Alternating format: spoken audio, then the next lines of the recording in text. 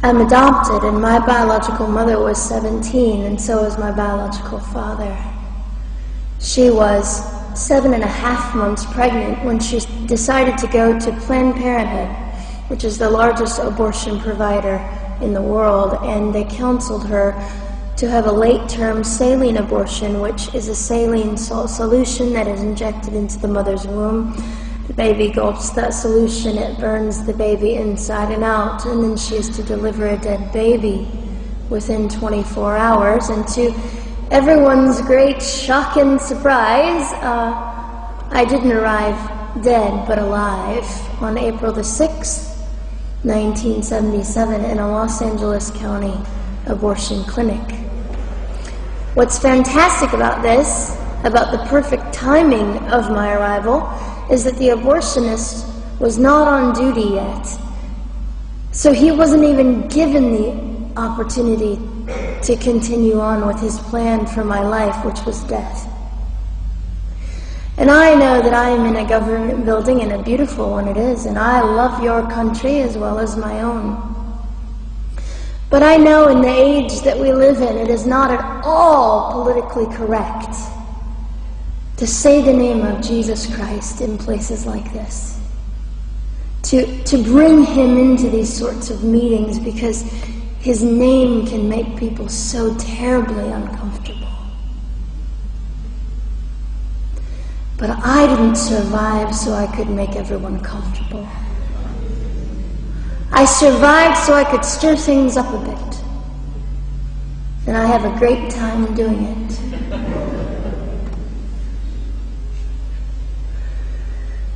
And so I was delivered alive, as I've already said, after 18 hours. I should be blind, I should be burned, I should be dead. And yet I'm not. You know what is fantastic vindication is the fact that the abortionist had to sign my birth certificate. So I know who he is. And it also says, for any skeptic listening, on my medical records, born during saline abortion. Ha! They didn't win. I've done some research on the man that performed the abortion on me. And his clinics are the largest chain of clinics in the United States of America, and they gross $70 million a year. I read a quote from him at some point several years ago, and he said, "I have aborted over 1 million babies, and I consider it my passion." I tell you these things because, listen, ladies and gentlemen, we are in an interesting battle, whether we realize it or not, in this world. It is a battle between life and death. What side are you on?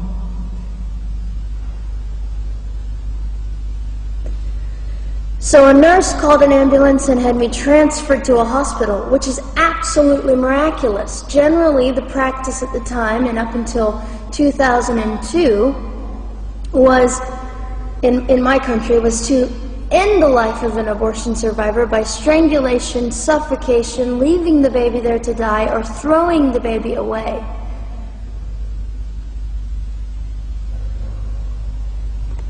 But on August the 5th, 2002, my extraordinary President Bush signed into law the Born Alive Infants Protection Act to prevent that from occurring anymore. You see,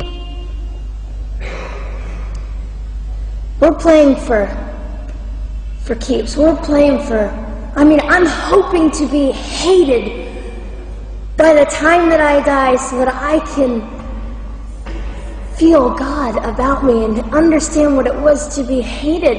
He was hated. Christ was hated. And not that I look forward to being hated, but I know along my journey, I know I'm already hated because I declare life. I say, you didn't get me. The silent Holocaust didn't win over me. And my mission, ladies and gentlemen, among many things, is this: to infuse humanity into a debate that we have just compartmentalized and set on a shelf and said it is an issue. We have removed our emotions. We are becoming harder. Do you really want that? How much are you willing to take, and how much are you willing to risk to speak the truth in love and graciousness and stand up and at least be willing to be hated? Or at the end of the day, is it all about you or me? And so, after that, I was placed in an emergency foster care home, where they decided they didn't like me very well, and as I'm fond of saying, I don't know how you could not adore me right from the start. What is wrong with these people? But they didn't. You see, I've been hated since conception. By so many, and loved by so many more, but most especially by God. I'm His girl. You don't mess with God's girl. I got a sign on my forehead that says, you better be nice to me because my Father runs the world. So after I was placed in the mean home, I was taken out of the mean home and placed into another home, a beautiful home, Penny's home. And she said by this time I was 17 months old, 32 pounds of dead weight, and diagnosed with what I considered to be the gift of cerebral palsy, which was caused directly by the lack of oxygen to my brain while I was trying to survive. Now, I am just compelled to say this. If abortion is merely about women's rights, ladies and gentlemen, then what were mine? There was not a radical feminist standing up and yelling about how my rights were being violated that day. In fact, my life was being snuffed out in the name of women's rights. And ladies and gentlemen, I would not have cerebral palsy had I not survived all of this. So when I hear the appalling, disgusting argument that we should have abortions because the child just might be disabled, the horror that fills my heart. Ladies and gentlemen, there are things that you will only be able to learn by the weakest among us.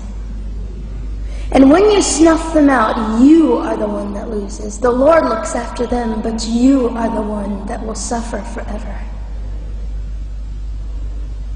And what arrogance, what absolute arrogance, and it has been an argument for so long in this human place that we live, that the stronger should dominate the weaker, should determine who lives or dies. The arrogance of that, don't you realize that you cannot make your own heart beat? Don't you realize that all the power that you think you possess, you really possess none of it? It is the mercy of God that sustains you, even when you hate Him.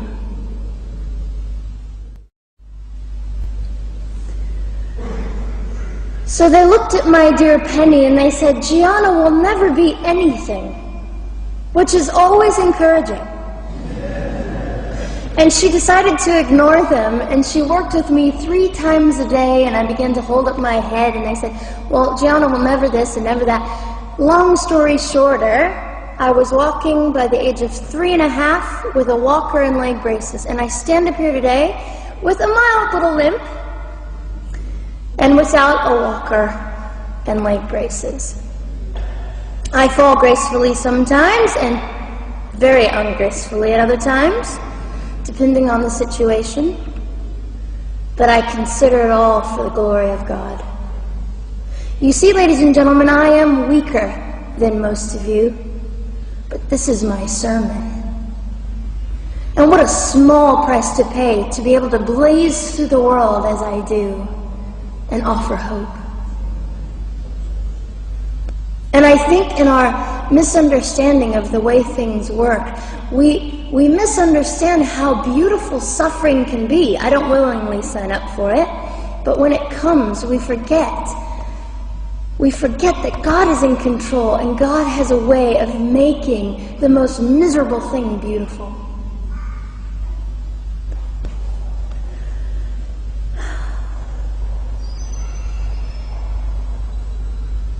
I have met my biological mother. I have forgiven my biological mother. I am a Christian.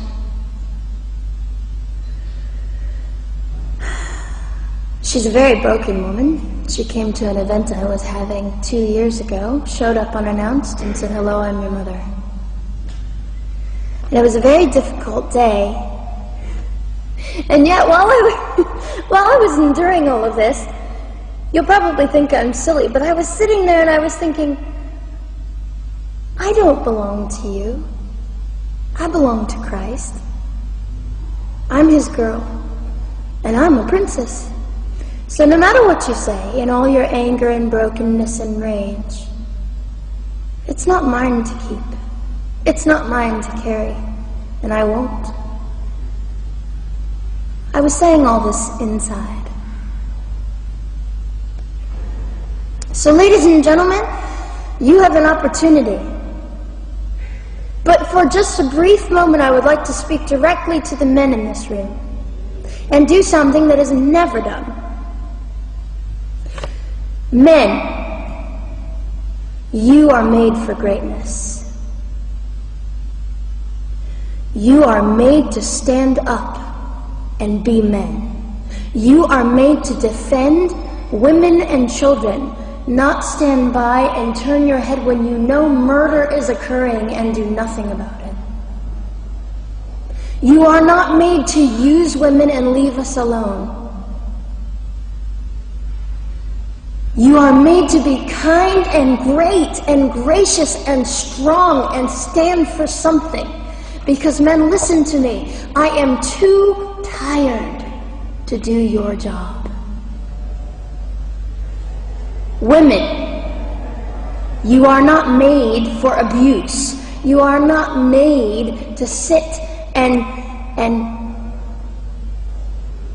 not know your worth and your value. You are made to be fought for forever. So now is your moment. What sort of people are you going to be? I trust incredible. I trust, men, you will rise to the occasion. To the politicians listening, particularly to the men, I would say this: you are made for greatness, set your politics aside. You are made to defend what is right and good. This fiery young girl will stand here and say, now's your moment. What sort of man do you want to be? A man obsessed with your own glory, or a man obsessed with the glory of God?